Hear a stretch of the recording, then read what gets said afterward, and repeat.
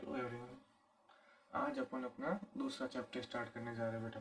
पहले जो चैप्टर था वो अपना पूरा हो चुका था। आज अपन जो चैप्टर स्टार्ट कर रहे हैं बेटा वो है आपका अम्ल, क्षार एवं लवण। ठीक है, इस चैप्टर के अंदर क्या क्या चीज़ें अपन पढ़ेंगे वो मैं आपको बता देता हूँ। तो सबसे पहले तो अपन पढ़ेंगे बेटा अम्ल क्या होता है। ठीक है, अम्ल क्या होते हैं, तो अम्ल के बारे में पढ़ेंगे। फिर अपन पढ़ेंगे क्षारक क्या होता है, सूचक क्या होता है, अम्ल व क्षार की धातु के साथ अभिक्रिया। फिर अपन पढ़ेंगे धातु के जो कार्बोनेट होता है, धातु कार्बोनेट और धातु हाइड्रोजन कार्बोनेट के साथ कैसे अभिक्रिया करता है। फिर वह अम्ल व क्षार की पारस्परिक क्रिया कैसे होती है। फिर अपन पढ़ेंगे अम्लों के साथ धात्विक ऑक्साइड की अभिक्रिया। फिर जलीय विलयन अम्ल व क्षारक कैसे क्रिया करते हैं, पीएच स्केल और दैनिक जीवन में पीएच का महत्व। तो ये सारे के सारे टॉपिक आज अपन कवर करेंगे। ठीक है, तो सबसे पहले अपन स्टार्ट करते हैं आज के अपने पहले टॉपिक अम्ल से। ठीक है, अम्ल क्या होता है, तो इसके बारे में भी अपन ने पढ़ा था। अम्ल क्या होता है, तो इसके लिए मैंने आपको बेटा क्लास में एक ट्रिक बताया था। क्या बताया था, अनिल को खट्टा पसंद है। क्या पसंद है, खट्टा। तो अब यहाँ पे जो बेटा जो अ आ रहा है, ठीक है, इस अ का मतलब अम्ल। ठीक है, जो नी आ रहा है उसका मतलब नीला, और ये जो ल है इसका मतलब क्या हो गया आपका लाल रंग। ठीक है, तो यहाँ पे जो नीला रंग वो किसमें बदल रहा है, आपके लाल रंग में। ठीक है बेटा, और ये जो खट्टा है वो क्या है, आपके स्वाद। और ये जो ह है इसका मतलब है हाइड्रोजन आयन की सांद्रता। अब देख लो बेटा, तो अम्ल किसे कहते हैं, वे सारे के सारे पदार्थ जो कैसे होते हैं, स्वाद में खट्टे, नीले लिटमस को लाल में बदल देते हैं, और जलीय विलयन में क्या करते हैं, आपके H+ आयन देते हैं। इन सारे पदार्थों को आप क्या कहते हो, अम्ल। तो याद रखना है कि वे सारे पदार्थ जो स्वाद में खट्टे हो, जो नीले लिटमस पत्र को लाल लिटमस पत्र में बदलते हैं, और जलीय विलयन में आपके H+ आयन देते हैं, उनको अपन कहते हैं अम्ल। ठीक है, इसके बाद में जो दे रखा है वो है आपका प्रबल अम्ल। तो वो अम्ल जो क्या करते हैं, ज्यादा मात्रा में क्या देते हैं, H+ आयन देते हैं, जो जल में घुलते हैं और ज्यादा मात्रा में H+ आयन देते हैं, उनको आप क्या कहते हो, प्रबल अम्ल। ठीक है, तो आपकी प्रबल अम्ल दे रखा है HCl, H2SO4, HNO3, ये ठीक है। इसी तरह से दुर्बल अम्ल क्या हुआ, जो क्या होते हैं, कम मात्रा में H+ आयन देते हैं, उनको आप क्या कहते हो, दुर्बल अम्ल। ठीक है, इसके बाद में दे रखा है आपका सांद्र अम्ल। सांद्र अम्ल का मतलब जिसके अंदर क्या हो, अम्ल की मात्रा ज्यादा हो, जिसके अंदर क्या हो, अम्ल की मात्रा, अम्ल की जो मात्रा है वो कैसी हो, ज्यादा, तो उसको तो अपन क्या कहते हैं, सांद्र अम्ल। ठीक है, और तनु अम्ल जिसके अंदर क्या होता है, आपका अम्ल की मात्रा क्या होती है, कम, जिसमें क्या होती है, अम्ल की मात्रा कम, उसको क्या कहते हैं अपन, तनु अम्ल। तो ये भी आपको यहाँ पे याद रखना। ठीक है, तो ये तो हो गया आपका अम्ल। आगे बढ़ते हैं अपने अगले टॉपिक। ठीक है, अगला जो टॉपिक है वो है आपका क्षारक।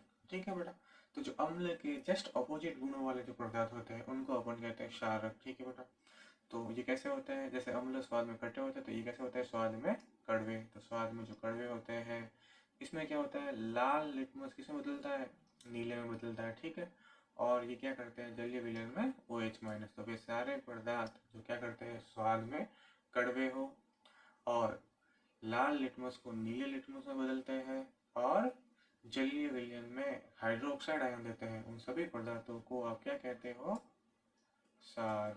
तो ये याद रखना है, क्षार। ठीक है, इसी तरह से प्रबल क्षार है, जो ज्यादा मात्रा में OH- है तो उसे कहते हैं प्रबल क्षार, और जो कम मात्रा में देते हैं उसको कहते हैं दुर्बल क्षार। जैसे आपका अमोनियम हाइड्रोक्साइड, ये आपका क्या है, एक दुर्बल क्षार। तो ये भी आपको याद रखना है। फिर दे रखा है क्षार। तो सभी जो क्षारक होते हैं वो जल में घुलनशील नहीं होते, तो जल में घुलनशील क्षारक को आप क्या कहते हो, क्षार। जैसे आपका दे रखा है NaOH, KOH और मैग्नीशियम हाइड्रोक्साइड। लवण, लवण का मतलब जब अम्ल व क्षार को आप आपस में मिलाते हो तो जो नया पदार्थ बनता है, अम्ल व क्षार की क्रिया से जो नया पदार्थ आपको बनता है उसे आप क्या कहते हो, लवण या सॉल्ट। जैसे आपका NaCl एक सॉल्ट है, KCl आपका एक सॉल्ट है, तो ये आपको यहाँ पे याद रखना है। ठीक है, अगला टॉपिक सूचक। देखो बेटा, जैसा कि नाम से पता चल रहा है सूचक, सूचक का मतलब सूचना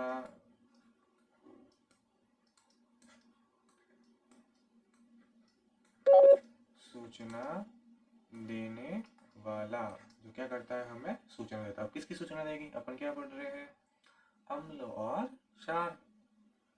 तो सूचक क्या करते हैं, हमें किसी विलयन में अम्ल विसार की उपस्थिति की सूचना हमें देते हैं। अब इनका रंग या तो क्या होता है, इनका रंग अम्लीय या क्षारीय माध्यम में क्या हो जाता है, बदल जाता है। ठीक है, तो जो सूचक होते हैं इनका जो रंग होता है वो आपका अम्लीय या क्षारीय माध्यम में क्या होता है, बदल जाता है। अब ये सूचक होते हैं आपके तीन प्रकार के होते हैं। एक तो हो गया आपका प्राकृतिक सूचक, दूसरा हो गया आपका कृत्रिम सूचक और तीसरा हो गया आपका गंधीय सूचक। यह पौधों में पाए जाते हैं, जैसे हो गया आपका लिटमस, लाल पत्ता गोभी, हाइड्रेंजिया और हल्दी। ठीक है, ये भी आपको यहाँ पे याद रखना है। फिर आप देख लो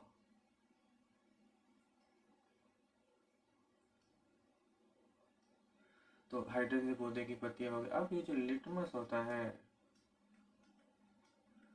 वो हमें कहाँ से प्राप्त होता है, लाइकेन।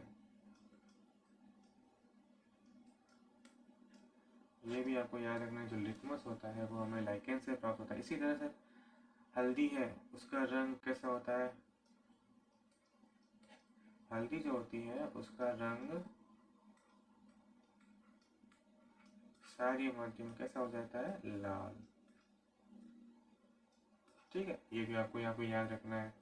फिर है बेटा आपका कृत्रिम सूचक। अब कृत्रिम सूचक क्या होता है, इसके बारे में अपन यहाँ पे पढ़ेंगे। ठीक है, तो कृत्रिम सूचक क्या होते हैं इसके बारे में अपन यहाँ पे देखेंगे। तो ये क्या होता है, आपके रासायनिक पदार्थ होते हैं, जैसे आपका हो गया मेथिल ऑरेंज, फिनोलेफ्थलीन, ये सारे के सारे आपके क्या है, कृत्रिम या संश्लेषित सूचक। उसके बाद में बेटा अपन देखेंगे गंधीय सूचक। तो वे पदार्थ जो अपनी गंध में परिवर्तन के द्वारा हमें बताते हैं कि भाई कोई पदार्थ अम्ल है या क्षार है, तो ऐसे पदार्थों को अपन क्या कहते हैं, गंधीय सूचक। जैसे आपके तरह की किताब में प्याज है, लौंग का तेल है, ये सारे के सारे आपके कैसे हैं, गंधीय सूचक। ठीक है,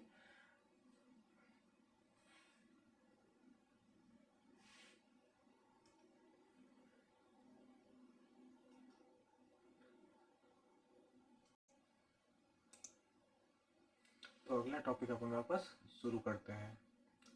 अगला जो टॉपिक है बेटा वो है आपका अम्ल और क्षारों के रासायनिक गुण। तो सबसे पहले इसके अंदर अपन पढ़ेंगे अम्ल की धातु के साथ अभिक्रिया। अम्ल धातु के साथ कैसे अभिक्रिया करते हैं इसके बारे में अपन यहाँ पे सबसे पहले पढ़ेंगे। तो देखते हैं अपन कि जो अम्ल होते हैं वो धातु के साथ कैसे अभिक्रिया करते हैं। तो सबसे पहले अपन देख रहे हैं धातु के साथ अभिक्रिया।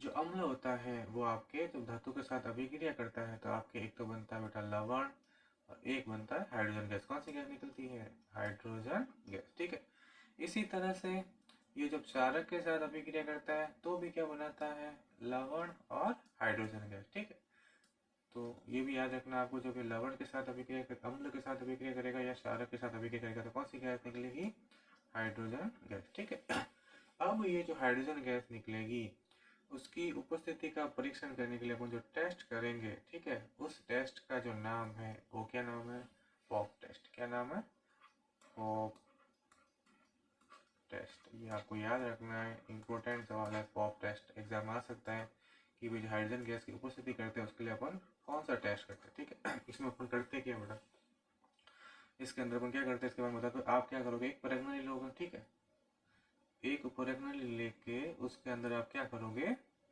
जो अम्ल है वो डाल दोगे। फिर उस अम्ल के साथ में जो आपको धातु दे रखा है वो भी आप इसके साथ अंदर डाल दो। ठीक है, तो जब अम्ल व धातु आपस में अभिक्रिया करेंगे तो आपके हाइड्रोजन गैस बनेगी। ठीक है, इस हाइड्रोजन गैस को अपन क्या करेंगे, एक नली के द्वारा अपन एक बीकर में जहाँ पे क्या रखा हुआ है, पानी रखा हुआ, उसके अंदर प्रोवाइड करेंगे। ठीक है, तो इस पानी से क्या हो गए, आपके गैस के बुलबुले निकलेंगे। ठीक है, जब इस बुलबुलों के ऊपर आप क्या करोगे, मोमबत्ती लेके जाओगे। क्या लेके जाओगे, मोमबत्ती।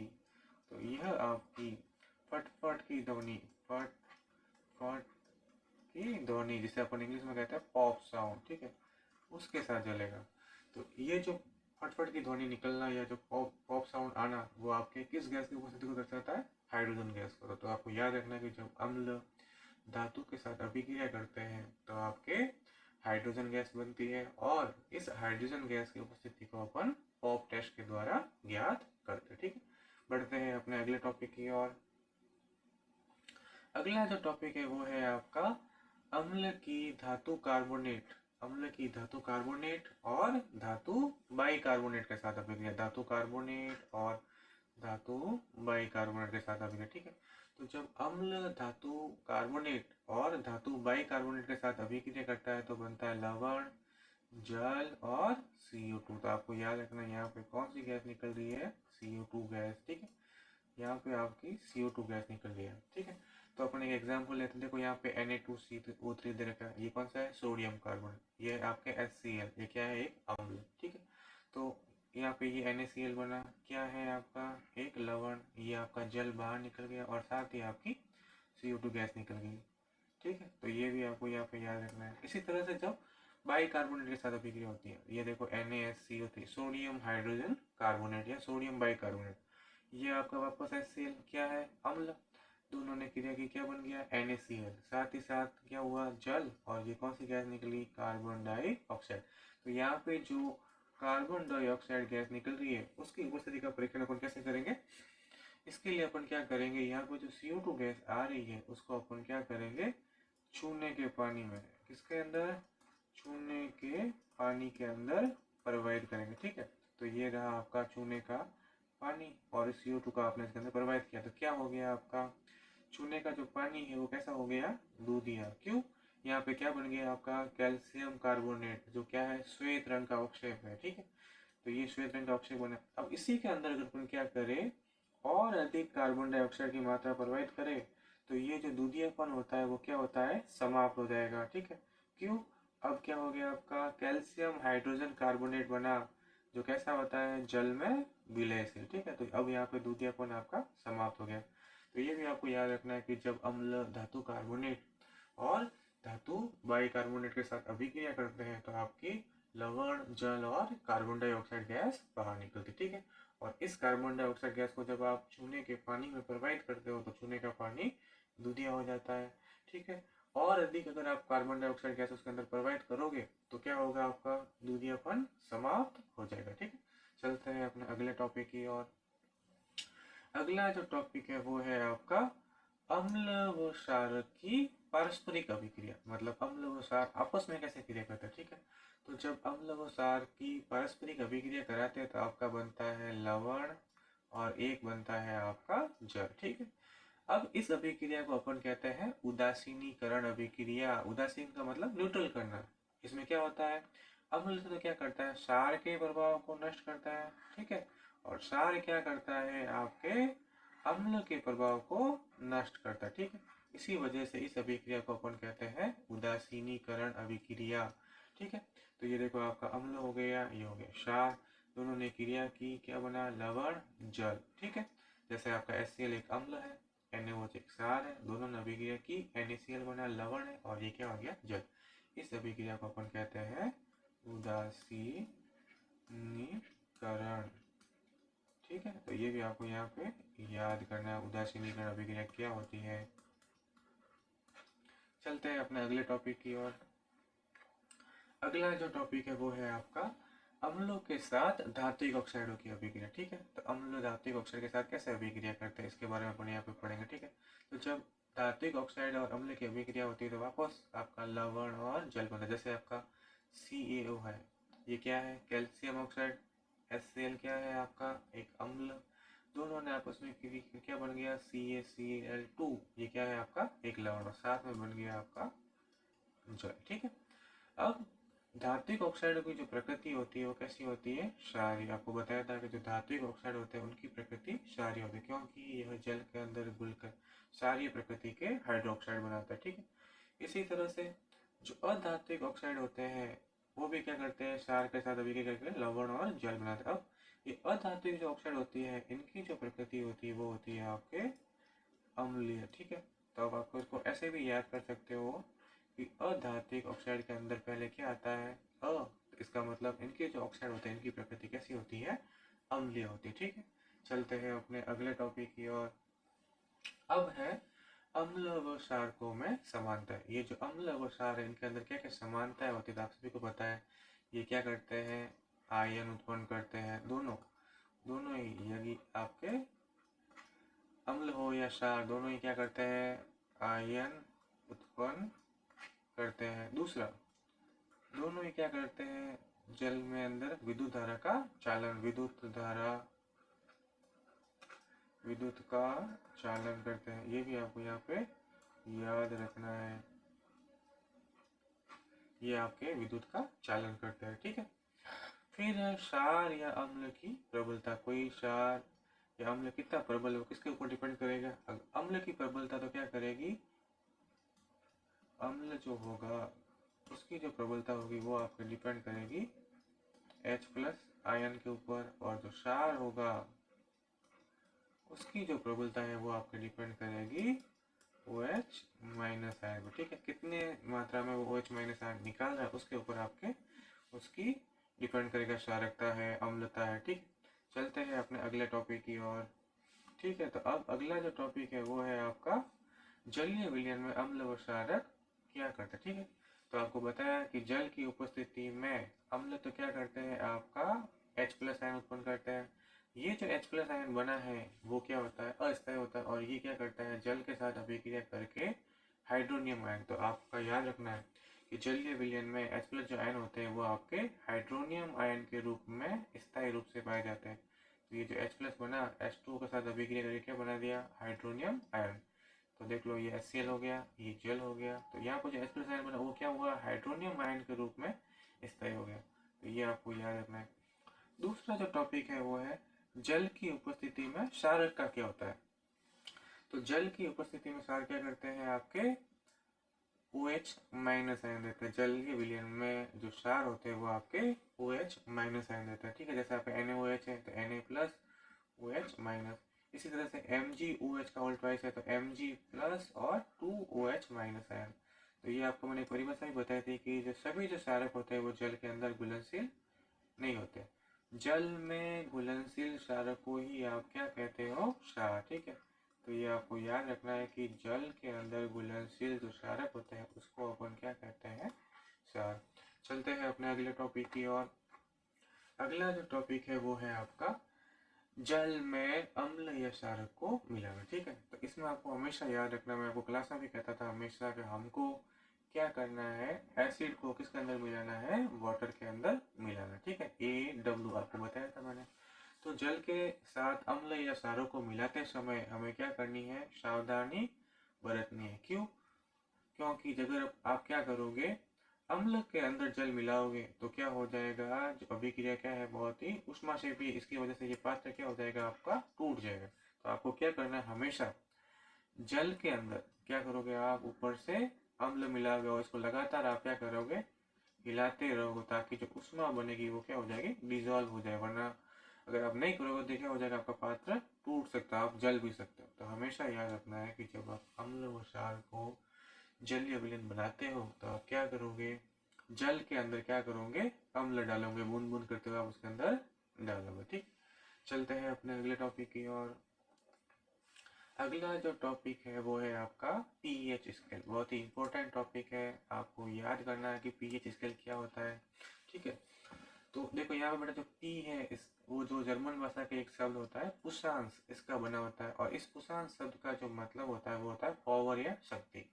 और यहाँ पे जो H दे रखा है इसका मतलब होता है हाइड्रोजन आयन की सांद्रता, ठीक है। तो पीएच स्केल क्या होता है, किसी विलयन में उपस्थित हाइड्रोजन आयन की सांद्रता को ज्ञात करने के लिए जो स्केल बनाई गई है उसे आप क्या कहते हो, पीएच स्केल।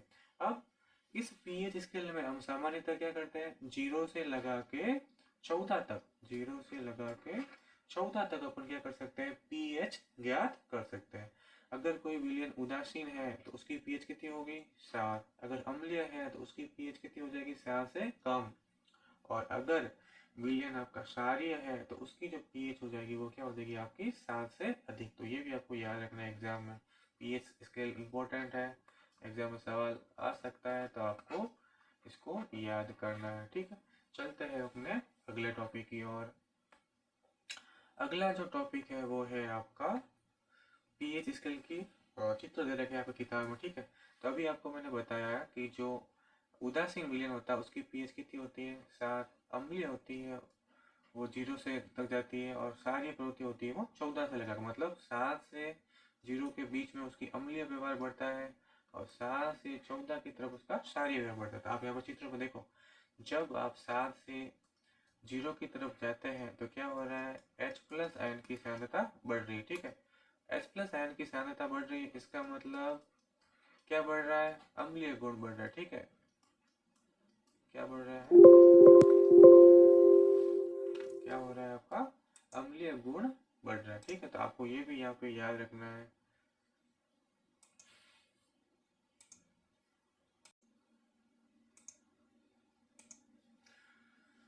तो अपन ने अभी पीएच स्केल के बारे में पढ़ा था बेटा। जो पीएच होती है, जो उदासीन विलयन होते हैं उनकी जो पीएच होती है वो कितनी होती है 7, ठीक है। और 7 से 14 मतलब जो क्षारीय विलयन होते हैं उनकी जो पीएच होती है वो होती है आपकी 7 से लगाकर 14 तक, ठीक है। और अम्लीय विलयन होती है उनकी पीएच होती है 7 से कम, ठीक है। 0 की तरफ जितना जाए वो उतना ही ज्यादा क्या होगा, अम्लीय होगा। तो आप यहाँ पे देख रहे हो, जब आप 7 से 0 की तरफ जा रहे हो, ठीक है, तो कौन से आयन की सांद्रता बढ़ रही है, H प्लस आयन की, ठीक है। कौन से आयन की, H प्लस आयन की। और H प्लस आयन की सांद्रता का बढ़ना मतलब क्या है, कौन सा व्यवहार बढ़ रहा है, अम्लीय व्यवहार, मतलब अम्लीय गुण बढ़ रहा है आपके, ठीक है। और अगर आप 7 से 14 की तरफ जाते हो तो क्या देख रहे हो आप, किसकी सांद्रता बढ़ रही है, OH माइनस की। मतलब क्या हुआ आपका, यहाँ पे कौन सा गुण बढ़ रहा है आपका, क्षारीय गुण, ठीक है। तो ये भी आपको यहाँ पे याद रखना है, यहाँ पे क्षारीय गुण बढ़ रहा है, ठीक है। तो अगर आपके पास दो विलयन है जिनकी पीएच आपके देखो, एक तो दे रखी है 1 और एक दे रखी है 2, ठीक है। तो ज्यादा अम्लीय कौन होगा, वो होगा आपका 1। तो क्योंकि जितना ज्यादा पीएच का मान कम होगा वो उतना ही ज्यादा क्या होगा, अम्लीय, ठीक है।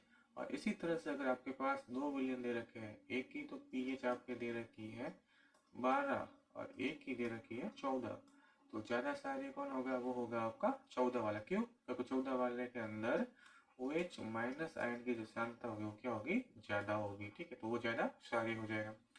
इसके बाद में देखो कुछ किताब में आपके कुछ एग्जाम्पल दे रखे पीएच के, देखो तो ये दे रखा है जठर रस। जठर रस की जो पीएच आपके दे रखी 1.2। इसी तरह से नींबू का जो रस है उसकी पीएच दे रखी 2.2। साथ में दे रखा है शुद्ध जल। शुद्ध जल होता है वो आपका उदासीन होता है, उसकी जो पीएच है वो होती है आपकी 7। और हमारा जो ब्लड है उसकी जो पीएच होती है वो कितनी होती है 7.4। मतलब हमारा जो ब्लड होता है वो कैसा होता है, हल्का क्षारीय, हल्का क्षारीय। तो ये आपका ब्लड हो गया हल्का क्षारीय। फिर दे रखा है मिल्क ऑफ मैग्नीशिया। आपको पता है मिल्क ऑफ मैग्नीशिया क्या है, एक एंटासिड है, प्रति अम्ल, ठीक है। उसके बाद में सोडियम हाइड्रोक्साइड का विलयन, इसकी जो पीएच है वो है आपकी 14, ठीक है। तो ये अपन ने पढ़ लिया। चलते हैं अपने अगले टॉपिक की ओर। अब है दैनिक जीवन में ये पीएच का क्या महत्व है हमारे लिए, ठीक है। तो जो पौधे एवं जो पशु होते हैं वो क्या होते हैं, पीएच के प्रति क्या होता है, संवेदनशील होते हैं। हमारी जो बॉडी होती है वो क्या करती है, 7.0 से 7.8 बॉडी होती है वो क्या करती है आपकी 7.0 से 7.8 परास तक क्या करती है, सही काम करती है, ठीक है। अब इससे अंदर अगर कोई पीएच में परिवर्तन होता है तो हमारी बॉडी के अंदर समस्याएं उत्पन्न हो जाती है, ठीक है। अगर बारिश के जल की जो पीएच है वो कितनी हो जाए, 5.6 से कम हो जाए, बारिश का जो जल है उसकी जो पीएच 5.6 से कम हो जाए तो ऐसी वर्षा को आप कहते हो अम्लीय वर्षा। मैंने आपको बताया था कि जो यातायात के साधन है, औद्योगिक फैक्ट्रियाँ, उनसे निकलने वाले जो धुएं होते हैं उनके अंदर मुख्यतः कौन कौन सी गैसें होती है, सल्फर डाइऑक्साइड और नाइट्रोजन डाइऑक्साइड। ये दोनों के दोनों जो ऑक्साइड है वो क्या करते हैं, जल वाष्प के साथ अभिक्रिया करके क्या बनाते हैं आपके सल्फ्यूरिक अम्ल और नाइट्रिक अम्ल, ठीक है। ये जो अम्ल जो बारिश के साथ जब धरती के ऊपर आते हैं तो ऐसी वर्षा को अपन क्या कहते हैं, अम्ल वर्षा, ठीक है। अब अम्ल वर्षा से क्या होता है, पेड़ पौधों, जंतुओं, निर्जीव वस्तुओं के ऊपर भी क्या होता है, इसका बुरा प्रभाव पड़ता है। तो आपको मैंने बताया था कि जो ताजमहल होता है उसके ऊपर जो पीले धब्बे पड़ रहे हैं वो किसकी वजह से हो रहा है? अम्ल वर्षा से। क्यों? क्योंकि आपका जो ताजमहल है उसके चारों ओर क्या बहुत सारी फैक्ट्रियाँ है, उससे निकलने वाले धुएं से जो गैसें बनती है उनकी वजह से वहाँ पे अम्ल वर्षा होती है। ठीक है, तो ये तो हो गया अपना अम्ल वर्षा। फिर है बेटा मिट्टी की पीएच। अब आपकी अच्छी उपज के लिए क्या है कि पौधों को क्या होनी चाहिए? एक विशिष्ट पीएच परास की आवश्यकता होती है।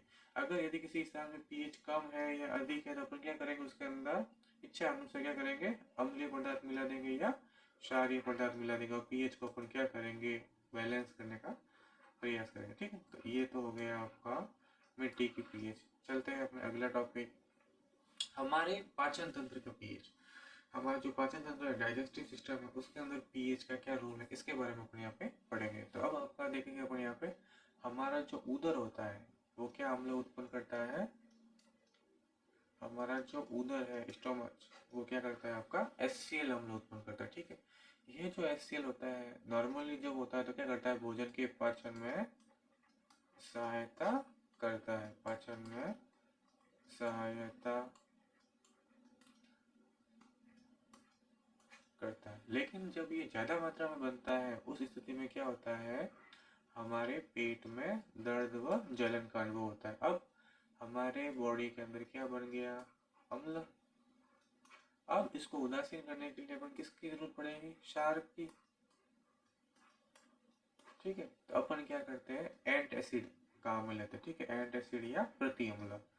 ये क्या होते हैं? ये क्या करते हैं? अम्ल के प्रभाव को उदासीन करते हैं। एंटासिड क्या होते हैं? एक प्रकार के क्षारक होते हैं जो क्या करते हैं? एंटासिड क्या होते हैं? क्षारक होते हैं जो क्या करते हैं? आपके जो अम्ल होता है उसके प्रभाव को क्या कर देते हैं? उदासीन। और इस तरह से हमें क्या मिलती है? राहत। तो ये भी आपको यहाँ पे याद रखना है। ठीक है, उसके बाद में चलते हैं अपन पीएच परिवर्तन के कारण दंत क्षय। हमारा जो दांतों का जो क्षय होता है वो पीएच परिवर्तन के कारण ही होता है। उसका क्या रोल, इसके बारे में पढ़ेंगे। हमारे जो मुंह है उसकी जो पीएच होती है वो होती है आपकी 5.5। अगर 5.5 से कम हो जाती है तो उस स्थिति में क्या होता है? दांतों का क्षय प्रारंभ होने लगता है, दांतों का विघटन होने लगता है। हमारे दांतों का जो इनेमल है, ठीक है, वो बना हुआ है बेटा कैल्शियम फॉस्फेट। और ये क्या होता है? शरीर का सबसे कठोर पदार्थ होता है। आपको याद रखना है कि हमारे शरीर का सबसे कठोर पदार्थ क्या होता है? तो वो होता है आपका इनेमल। अगर आपके जो मुंह है उसकी पीएच 5.5 से कम हो जाती है तो क्या हो जाता है? ये संक्षारित होने लगते हैं। इस स्थिति में अपन क्या करते हैं? क्षारकीय दंत मंजन टूथपेस्ट करते हैं, और जो क्या करता है? अम्ल की अधिक मात्रा को उदासीन करता है और हमें तरोताजा महसूस होता है। तो आपको पता है कि हम जो खाना खाते हैं उसके जो टुकड़े हमारे दांतों के अंदर फंस जाता है। ठीक बेटा, तो हमारे दांतों के अंदर उपस्थित बैक्टीरिया उन भोजन सामग्री का विघटन करके क्या बनाते हैं? अम्ल बनाते हैं। ठीक है, अब हमारे दांतों के अंदर क्या बन गया? अम्ल बन गया। यह अम्ल हमारे दांतों के इनेमल के साथ अभिक्रिया करता है और उसको क्या करता है? सड़ाता है। उसके अंदर से क्या आती है? दुर्गंध आती है। ठीक है, तो अपन क्या करते हैं? सुबह सुबह टूथपेस्ट करते हैं। टूथपेस्ट के अंदर क्या होता है? क्षार। तो ये अम्ल व क्षार आपस में क्रिया करके क्या करते हैं? हमारे दांतों को उदासीन करते हैं और हमें क्या होता है? तरोताजा महसूस होता है।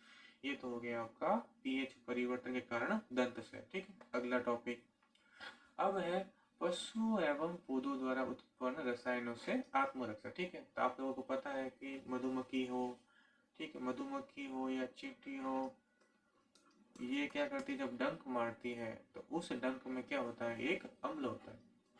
मधुमक्खी व चींटी जब डंक मारती है उसके अंदर क्या होता है? अम्ल होता है, जिसके कारण क्या होता है? हमें दर्द व जलन का अनुभव होता है। ठीक है, अगर अपन क्या करें? डंक मारे गए जो स्थान है वहां पे क्या करें? बेकिंग सोडा, मतलब खाने का सोडा, खाने का जो सोडा है उसको अगर अपन लगा ले तो क्या होगा? हमें राहत मिल सकती है, क्योंकि जो अम्ल गया वो खाने का सोडा क्या है? क्षार है। तो ये उसके प्रभाव को क्या कर देगा? उदासीन, और हमें क्या मिल जाएगी? राहत। तो ये भी आपको याद रखना है। इसी तरह से अगर आप कभी जंगल में जाओगे तो वहाँ पे एक पौधा पाया जाता है नेटल। ठीक, इसके बेटा क्या होता है? डंक वाले बाल। ये आपके एक अम्ल छोड़ते हैं, उसका नाम है मेथेनोइक अम्ल। इसको अपन फॉर्मिक अम्ल भी कहते हैं, याद रखना है। मधुमक्खी हो या नेटल हो या चिट्टी का जो डंक होता है उसके अंदर क्या होता है, मेथेनोइक अम्ल। उसका दूसरा नाम होता है आपका फॉर्मिक अम्ल।